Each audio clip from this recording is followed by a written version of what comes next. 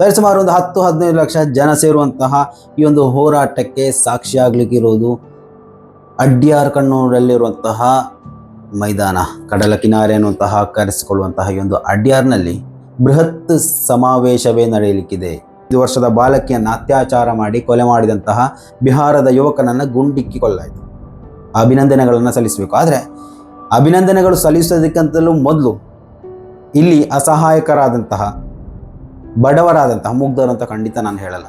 ಅವರು ಅತ್ಯಾಚಾರಿಯನ್ನು ನಾವು ಮುಗ್ಧರು ಅಂತ ಯಾವ ಕಾರಣಕ್ಕೂ ಬಣ್ಣಿಸೋಕೆ ಸಾಧ್ಯನೇ ಇಲ್ಲ. ತನ್ನ ಕೈಯಿಂದ ಏನೂ ಆಗಲು ಸಾಧ್ಯವಿಲ್ಲ ಅನ್ನುವಂತಹ ವ್ಯಕ್ತಿಗಳನ್ನು ಶೂಟ್ ಮಾಡಿ ಸಾಯಿಸ್ತಾರೆ. ಅವರಿಂದ ಏನೂ ಮಾಡೋಕ್ಕೆ ಸಾಧ್ಯ ಇಲ್ಲ. ಓಕೆ, ಅವರನ್ನು ಕೇಳೋಕೆ ಯಾರೂ ಇಲ್ಲ ಅನ್ನುವಂತಹ ಒಂದು ಪರಿಸ್ಥಿತಿಯಲ್ಲಿ ಪೊಲೀಸರು ಶೂಟ್ ಮಾಡ್ತಾರೆ. ಅವರಿಗೆ ಧೈರ್ಯ ಇದೆ. ಆದರೆ ಶೂಟ್ ಮಾಡಲೇಬೇಕಾದಂತಹ ವ್ಯಕ್ತಿಗಳನ್ನು ಪೊಲೀಸರಿಗೆ ಶೂಟ್ ಮಾಡುವಂತಹ ಧೈರ್ಯ ಇದೆಯಾ? ಮಂಗಳೂರು ಕರಾವಳಿ ಮತ್ತೆ ಸ್ತಬ್ಧವಾಗುವಂತಹ ಎಲ್ಲ ಸನ್ನಿವೇಶಗಳು ಇವತ್ತು ಕಾಣ್ತಾ ಇದೆ. ಬೃಹತ್ ಹೋರಾಟಕ್ಕೆ ಕರೆಯನ್ನು ನೀಡಿದ್ದಾರೆ. ಸುಮಾರು ಒಂದು 10-15 ಲಕ್ಷ ಜನ ಸೇರುವಂತಹ ಈ ಒಂದು ಹೋರಾಟಕ್ಕೆ ಸಾಕ್ಷಿಯಾಗ್ಲಿಕ್ಕಿರೋದು ಅಡ್ಯಾರ್ ಕಣ್ಣೂರಲ್ಲಿರುವಂತಹ ಮೈದಾನ, ಕಡಲ ಕಿನಾರೆ ಅನ್ನುವಂತಹ ಕರೆಸಿಕೊಳ್ಳುವಂತಹ ಈ ಒಂದು ಅಡ್ಯಾರ್ನಲ್ಲಿ ಬೃಹತ್ ಸಮಾವೇಶವೇ ನಡೆಯಲಿಕ್ಕಿದೆ. ಯಾರು, ಯಾಕೆ, ಹೇಗೆ ನಡೆಸ್ತಾ ಇದ್ದಾರೆ ಎಲ್ಲವನ್ನ ಡೀಟೇಲ್ ಆಗಿ ಸಂಕ್ಷಿಪ್ತವಾಗಿ ಒಂದು ವಿಡಿಯೋದಲ್ಲಿ ಹೇಳ್ತಾ ಹೋಗ್ತೀನಿ. ಇದು ವಕ್ಫ್ ತಿದ್ದುಪಡಿ ಕಾಯ್ದೆಯ ವಿರುದ್ಧವಾಗಿ ನಡೀತಾ ಇರುವಂತಹ ಹೋರಾಟ. ಇದು ಮುಸ್ಲಿಮರ ಮೇಲೆ ಡೈರೆಕ್ಟ್ ಆಗಿ ಆಕ್ರಮಣ ಮಾಡುವಂತಹ ಶೈಲಿಯಾಗಿದೆ ಅಂತ ಏನು ಮುಸ್ಲಿಂ ಒಕ್ಕೂಟ ಆರೋಪವನ್ನು ಮಾಡ್ತಾ ಇದೆ. ಈ ಒಂದು ವಿಚಾರವಾಗಿ ಮುಸ್ಲಿಂ ಸಮುದಾಯದಲ್ಲಿ ಹಲವಾರು ಸಂಘಟನೆಗಳಿದ್ದರು. ಆ ಎಲ್ಲ ಸಂಘಟನೆಗಳು ಒಂದೇ ಕಾಲದಲ್ಲಿ ಏಕಕಾಲದಲ್ಲಿ ಹೋರಾಟಕ್ಕೆ ಕರೆ ನೀಡ್ತಿವೆ ಅಂದರೆ ಅವರನ್ನು ಅನುಸರಿಸುವಂತಹ ಅನುಯಾಯಿಗಳು ಬಹುದೊಡ್ಡ ಸಂಖ್ಯೆಯಲ್ಲಿ ಈ ಒಂದು ಹೋರಾಟಕ್ಕೆ ಭಾಗಿಯಾಗುವಂತಹ ಎಲ್ಲ ಸಾಧ್ಯತೆಗಳಿದೆ. ಮೊನ್ನೆ ದಿನವೇ ಈ ಒಂದು ವಾರ್ತೆ ಬರ್ತಾ ಇತ್ತು. ವಕ್ಫ್ ತಿದ್ದುಪಡಿ ಕಾಯ್ದೆಗೆ ಕರ್ನಾಟಕ ಉಲಮಾ ಒಕ್ಕೂಟದಿಂದ ವಿರೋಧ. ಏಪ್ರಿಲ್ 18ರಂದು ಅಡ್ಯಾರ್ ಕಣ್ಣೂರಿನಲ್ಲಿ ವಕ್ಫ್ ತಿದ್ದುಪಡಿ ಕಾಯ್ದೆ ವಿರೋಧಿಸಿ ಬೃಹತ್ ಪ್ರತಿಭಟನೆ. ಅಡ್ಯಾರ್ ಕಣ್ಣೂರಿನ ಶಾ ಗಾರ್ಡನ್ ಮೈದಾನದಲ್ಲಿ ಈ ಒಂದು ಬೃಹತ್ ಪ್ರತಿಭಟನಾ ಸಭೆಯನ್ನ ಕಾಯ್ದುಕೊಳ್ಳಲಾಗಿದೆ. ವಕ್ಫ್ ತಿದ್ದುಪಡಿ ವಿರುದ್ಧ ಜನಾಕ್ರೋಶ ಭುಗಿಲೇಳ್ತಾ ಇದೆ. ಇದು ಮುಸ್ಲಿಮರ ವಿರುದ್ಧ ಏಕಕಾಲದಲ್ಲಿ ದಾಳಿ ಮಾಡುವಂತಹ ಕರಾಳ ಕಾನೂನು ಅಂತ ಈ ಒಂದು ಕಾನೂನನ್ನ ಕಾಣಲಾಗ್ತಾ ಇದೆ ಅಂತ ಮುಸ್ಲಿಂ ಉಲಮಾ ಒಕ್ಕೂಟ ಅಂದರೆ ಮುಸ್ಲಿಮರಿಗೆ ಈ ಪಂಡಿತರ ಮೇಲೆ ಹೆಚ್ಚಾಗಿ ವಿಶ್ವಾಸ ಇದೆ. ಉಲಮಾಗಳು ಏನು ಹೇಳ್ತಾರೆ ಅದನ್ನು ಚಾಚು ತಪ್ಪದೆ ಪಾಲಿಸ್ತಾರೆ. ಸೊ ಅದರಿಂದಾಗಿ ಈ ಒಂದು ಹೋರಾಟಕ್ಕೆ ಜನಸ್ತೋಮ ಹರಿದು ಬರುವಂತಹ ಎಲ್ಲ ಸಾಧ್ಯತೆಗಳು ಇವೆ. ವಕ್ಫ್ ತಿದ್ದುಪಡಿ ಅಂದರೆ ಏನು ಎನ್ನುವಂತಹ ಒಂದು ವಿಚಾರಕ್ಕೆ ಸಂಬಂಧಪಟ್ಟಂತೆ ಈ ಒಂದು 2 ದಿವಸಗಳ ಮೊದಲು ಈ ಒಂದು ವಿಚಾರಕ್ಕೆ ಡೀಟೇಲ್ ವಿಡಿಯೋವನ್ನು, ಅದು ಸೌಮ್ಯ ಹೆಗ್ಡೆ ಅವರು ಮಾತಾಡಿದಂತಹ ಒಂದು ವಿಡಿಯೋವನ್ನು ಹಾಕಿದೆ. ಒಂದು 20 ನಿಮಿಷದಂತಹ ವಿಡಿಯೋ. ಕೊನೆಯವರೆಗೂ ನೋಡಿ. ಆ ಒಂದು ವಿಡಿಯೋ ನೋಡಿದರೆ ನಿಮಗೆ ಗೊತ್ತಾಗುತ್ತೆ ವಕ್ಫ್ ಪ್ರಾಪರ್ಟಿ ಅಂದರೆ ಏನು, ಇದರಿಂದಾಗಿ ಮುಸಲ್ಮಾನರಿಗೆ ಯಾವ ರೀತಿಯಲ್ಲಿ ಅನ್ಯಾಯ ಆಗ್ತಾ ಇದೆ. ಈ ಒಂದು ಕಾಯ್ದೆ ತಿದ್ದುಪಡಿಯನ್ನು ಜಾರಿಗೆ ತರುವುದರಿಂದ ಎಲ್ಲ ಅನಾಹುತಗಳು ಮುಂದಿನ ದಿವಸಗಳಲ್ಲಿ ಕಾಣಲಿಕ್ಕಿದೆ ಎನ್ನುವುದನ್ನು. ಅಸ್ಸಾಂನಲ್ಲಿ ನಾವು ನೆನ್ನೆ ನೋಡಿದ್ವಿ. ಈ ಹೋರಾಟ ಪ್ರಕ್ಷುಬ್ಧ ರೀತಿಯಲ್ಲಿ ಜನಾಕ್ರೋಶ ಮುಂದುವರೆದು ಒಂದು 138 ಜನರನ್ನು ಅರೆಸ್ಟ್ ಮಾಡಲಾಗಿದೆ. ಅನಾಹುತಕ್ಕೆ ತಿರುಗಬಾರ್ದು, ಯಾಕಂತಂದರೆ ಶಾಂತಿಯುತವಾದಂತಹ ಪ್ರತಿಭಟನೆ. ಮಂಗಳೂರಿನ ಜನತೆಗೆ ಗೊತ್ತು ಯಾವ ರೀತಿಯಲ್ಲಿ ಪ್ರತಿಭಟನೆ ಮಾಡಬೇಕು. ಆ ಒಂದು ಲೆವೆಲನ್ನು ಬಿಟ್ಟು ಖಂಡಿತವಾಗಿಯೂ ಈ ಒಂದು ಒಕ್ಕೂಟ ಪ್ರತಿಭಟನೆಯ ದಿಕ್ಕು ತಪ್ಪಿಸುವ ವ್ಯವಸ್ಥೆಯನ್ನು ಮಾಡಲಿಕ್ಕೆ ಇಲ್ಲ. ಖಂಡಿತವಾಗಿ ಅಷ್ಟೊಂದು ನಿಷ್ಠೆಯಿಂದ ಸಂವಿಧಾನಬದ್ಧವಾಗಿ ಈ ಒಂದು ಹೋರಾಟ ನಡೀಬೋದು. ಮಂಗಳೂರಿನಲ್ಲಿ ಯಾವುದೇ ಇಶ್ಯೂ ಬರಲ್ಲ. ಆದರೆ ಅಸ್ಸಾಂನಲ್ಲಿ ನಿನ್ನೆ ಆ ಒಂದು ಹೋರಾಟ ದಿಕ್ಕು ತಪ್ಪಿದಂತೆ, ಅಂದರೆ ಜನಾಕ್ರೋಶ ಯಾವ ರೀತಿಯಲ್ಲಿ ಅಂದರೆ ಅಂಗಡಿ ಮುಗ್ಗಟ್ಟುಗಳನ್ನು ಬಂದ್ ಮಾಡುವುದು, ವಾಹನಗಳಿಗೆ ತಡೆ ಉಂಟು ಮಾಡುವುದು ಅಥವಾ ವಾಹನಗಳನ್ನು ಹೊಡೆದಾಕುವುದು, ಇಂತಹ ಒಂದು ಪರಿಸ್ಥಿತಿ ಎದುರಾಗುವಂತಹ ಸಂದರ್ಭದಲ್ಲಿ ಸಾಮಾಜಿಕವಾಗಿ ಸಾರ್ವಜನಿಕರಿಗೆ ತೊಂದರೆ ಉಂಟಾಗುವಂತಹ ಒಂದು ರೀತಿಯಲ್ಲಿನ ಹೋರಾಟಗಳು ನಡೆದರೆ ಅದು ಆಮೇಲೆ ಏನು ನಾವು ಮಂಗಳೂರಲ್ಲಿ ನೆನಪಿಸಬಹುದಾದಂತಹ ಒಂದು ಹೋರಾಟ ಇದೆ. NRC ಸಂಬಂಧಿತ ಹೋರಾಟ ಸಂದರ್ಭದಲ್ಲಿ ಮಂಗಳೂರಿನಲ್ಲಿ ಗೋಲಿಬಾರ್ ನಡೆಯಿತು. 2 ಪ್ರಾಣವನ್ನ ಕಳ್ಕೊಂಡಿದ್ರು.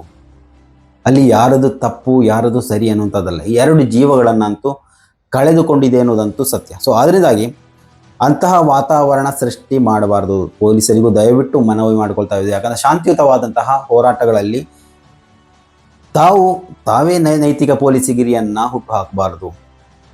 ಹೋರಾಟಗಳು ನಡೀಲಿ. ಇಲ್ಲಿ ಹಲವು ಹೋರಾಟಗಳು ನಡೀತಾ ಇದೆ, ಹಲವು ವಿಚಾರಗಳಲ್ಲಿ ಹೋರಾಟಗಳು ನಡೀತಾ ಇದೆ. ಆದರೆ ಅದನ್ನು ಹತ್ತಿಕ್ಕುವಂತಹ ಪ್ರಯತ್ನವನ್ನೆಲ್ಲ ಪೊಲೀಸ್ ಮತ್ತು ಕಾನೂನು ವ್ಯವಸ್ಥೆ ಮಾಡಬೇಕಾದ್ದು. ಏನು ಪರಿಹಾರ ಕಂಡುಕೊಳ್ಬೇಕು ಅದಕ್ಕೆ ಬೇಕಾದಂತಹ ರೀತಿಯಲ್ಲಿ ಕೈ ಜೋಡಿಸಿ ಸರ್ಕಾರವನ್ನು ಒತ್ತಾಯಿಸುವಂತಹ ಕ್ರಮದಲ್ಲಿ ಕಾನೂನು ವ್ಯವಸ್ಥೆ ಕೂಡ ಒಂದಾಗಿ ಪ್ರಯತ್ನಿಸಬೇಕು ಎನ್ನುವುದೇ ನಮ್ಮ ಒಂದು ಅಭಿಪ್ರಾಯ. ಸೊ ಅದರಿಂದಾಗಿ ಈ ಒಂದು ಹೋರಾಟಕ್ಕೆ ಹಲವು ರೀತಿಯಲ್ಲಿ ಹಲವು ಭಾಗಗಳಿಂದ ಜನಗಳು ಹರಿದು ಬರುವಂತಹ ಎಲ್ಲ ಸಾಧ್ಯತೆಗಳಿದೆ. ನಿಯಂತ್ರಣದಲ್ಲಿಡುವಂತಹ ಒಂದು ಪ್ರೋಟೋಕಾಲನ್ನು ಖಂಡಿತವಾಗಿಯೂ ರಾಜ್ಯ ಸರ್ಕಾರ ಕೈಗೊಳ್ಬೋದು. ಆದರೆ ಅದರ ಅವಶ್ಯಕತೆಯೂ ಇರ್ಬೋದು ಅಂತ ಅನಿಸ್ತಾ ಇಲ್ಲ. ಉಲಮಾಗಳು ಕೊಟ್ಟಂತಹ ಈ ಒಂದು ಕರೆಗೆ ಶಿಸ್ತಿನ ಸಿಪಾಯಿಗಳಂತೆ ಜನರು ಬಂದು ಈ ಒಂದು ಹೋರಾಟವನ್ನು ನಿಶ್ಚಿಂತೆಯಿಂದ ಮಾಡಿ ಮರಳಬಹುದು ಎನ್ನುವಂತಹ ಒಂದು ಅದಮ್ಯವಾದಂತಹ ಒಂದು ವಿಶ್ವಾಸ ನನಗಂತೂ ಖಂಡಿತ ಇದೆ. ಏನೇ ಇಲ್ಲಿ ವಿಚಾರಗಳನ್ನು ನಾವು ಪ್ರಸ್ತುತಪಡಿಸುವುದಾದರೆ, ಹೋರಾಟಗಳು ದೇಶದೆಲ್ಲೆಡೆ ನಡೆಯುತ್ತೆ. ಆದರೆ ಒಂದು ಸಮುದಾಯವನ್ನು ಗುರಿ ಮಾಡಿ ಆ ಒಂದು ಹೋರಾಟವನ್ನು ಹತ್ತಿಕ್ಕುವಂತಹ ಒಂದು ಪ್ರಯತ್ನ ಖಂಡಿತವಾಗಿಯೂ ಸರ್ಕಾರಗಳು ಮಾಡಬಾರ್ದು, ಕಾನೂನು ವ್ಯವಸ್ಥೆ ಮಾಡಬಾರ್ದು. ಮೊನ್ನೆ ಒಂದು ವಿಡಿಯೋವನ್ನು ನೋಡಲಿಕ್ಕೆ ಸಾಧ್ಯ ಆಯಿತು. ಸಮಾಜದಲ್ಲಿ ಭಯ ಹುಟ್ಟಿಸುವಂತಹ ರೀತಿಯಲ್ಲಿ ಇಲ್ಲಿ ಪ್ರತಿಭಟನೆಗಳನ್ನು ಮಾಡ್ತಾರೆ, ಅಶಾಂತಿಯನ್ನು ಸೃಷ್ಟಿಸುವ ರೀತಿಯಲ್ಲಿ ಪ್ರತಿಭಟನೆಗಳನ್ನು ಮಾಡ್ತಾರೆ. ಆದರೆ ಅವೆಲ್ಲವನ್ನು ಮೂಕವಿಸ್ಮಿತರಾಗಿ ನೋಡಿಕೊಂಡು ನಿಲ್ಲುವಂತಹ ಪೊಲೀಸರು ಶಾಂತಿಯುತವಾಗಿ ನಡೆಯುವಂತಹ ಪ್ರತಿಭಟನೆಗೆ ತಡೆಯನ್ನು ತರ್ತಾರೆ, ಬ್ರೇಕನ್ನು ತರ್ತಾರೆ. ಹಲವು ಹೋರಾಟಗಳನ್ನು ನಾವಿಲ್ಲಿ ಹೋರಾಟಗಳು ಕಾಣದೆ ತಡೆ ನೀಡಿ, ಹೈಕೋರ್ಟ್ ಇರ್ಬೋದು ಅಥವಾ ಪೊಲೀಸರೇ ಇರ್ಬೋದು, ತಡೆಯನ್ನು ನೀಡಿ ಆ ಒಂದು ಹೋರಾಟವನ್ನು ದಮನಿಸುವಂತಹ ಒಂದು ಪ್ರಯತ್ನವನ್ನು ಮಾಡ್ತಾ ಇದ್ದಾರೆ. ಹಾಗೆ ಮಾಡಬಾರ್ದು. ಹೋರಾಟಗಳು ನಡೀತಾ ಇರಲಿ. ಹೋರಾಟಗಳು ಎಷ್ಟು ನಡೀತಾ ಇರುತ್ತೆ ಅಷ್ಟು ಸರ್ಕಾರಕ್ಕೆ ಬಿಸಿ ಮುಟ್ತಾ ಇರುತ್ತೆ. ಹಲವು ಪ್ರಕರಣಗಳಿರ್ಬೋದು. ನಿನ್ನೆ ದಿನ ಹುಬ್ಬಳ್ಳಿಯಲ್ಲಿ 5 ವರ್ಷದ ಬಾಲಕಿಯನ್ನು ಅತ್ಯಾಚಾರ ಮಾಡಿ ಕೊಲೆ ಮಾಡಿದಂತಹ ಬಿಹಾರದ ಯುವಕನನ್ನು ಗುಂಡಿಕ್ಕಿ ಕೊಲ್ಲಾಯಿತು. ಅಭಿನಂದನೆಗಳನ್ನು ಸಲ್ಲಿಸಬೇಕು. ಆದರೆ ಅಭಿನಂದನೆಗಳು ಸಲ್ಲಿಸೋದಕ್ಕಿಂತಲೂ ಮೊದಲು ಇಲ್ಲಿ ಅಸಹಾಯಕರಾದಂತಹ ಬಡವರಾದಂತಹ ಮುಗ್ಧರು ಅಂತ ಖಂಡಿತ ನಾನು ಹೇಳಲ್ಲ. ಅವರು ಅತ್ಯಾಚಾರಿಯನ್ನು ನಾವು ಮುಗ್ಧರು ಅಂತ ಯಾವ ಕಾರಣಕ್ಕೂ ಬಣ್ಣಿಸೋಕೆ ಸಾಧ್ಯನೇ ಇಲ್ಲ. ತನ್ನ ಕೈಯಿಂದ ಏನೂ ಆಗಲು ಸಾಧ್ಯವಿಲ್ಲ ಅನ್ನುವಂತಹ ವ್ಯಕ್ತಿಗಳನ್ನು ಶೂಟ್ ಮಾಡಿ ಸಾಯಿಸ್ತಾರೆ. ಅವರಿಂದ ಏನೂ ಮಾಡೋಕ್ಕೆ ಸಾಧ್ಯ ಇಲ್ಲ. ಓಕೆ, ಅವರನ್ನು ಕೇಳೋಕೆ ಯಾರೂ ಇಲ್ಲ ಅನ್ನುವಂತಹ ಒಂದು ಪರಿಸ್ಥಿತಿಯಲ್ಲಿ ಪೊಲೀಸರು ಶೂಟ್ ಮಾಡ್ತಾರೆ. ಅವರಿಗೆ ಧೈರ್ಯ ಇದೆ. ಆದರೆ ಶೂಟ್ ಮಾಡಲೇಬೇಕಾದಂತಹ ವ್ಯಕ್ತಿಗಳನ್ನು ಪೊಲೀಸರಿಗೆ ಶೂಟ್ ಮಾಡುವಂತಹ ಧೈರ್ಯ ಇದೆಯಾ? ಈ ಒಂದು ಪಾಯಿಂಟನ್ನು ನೋಟ್ ಮಾಡ್ಕೊಳ್ಬೇಕು. ಯಾಕೆ ಈ ಒಂದು ಮಾತನ್ನು ಹೇಳ್ತಾ ಇದ್ದೇನೆ ಅಂದರೆ, ನಮ್ಮ ಈ ಒಂದು ದಕ್ಷಿಣ ಕನ್ನಡ ಜಿಲ್ಲೆಯಲ್ಲಿ ಹೋಗಲಿ, ನಮ್ಮ ರಾಜ್ಯದಲ್ಲಿ ಅತ್ಯಾಚಾರ ಕೊಲೆ ಪ್ರಕರಣಕ್ಕೆ ಸಂಬಂಧಿಸಿದಂತೆ ಹಲವು ಹೋರಾಟಗಳೇ ನಡೀತಾ ಇದೆ.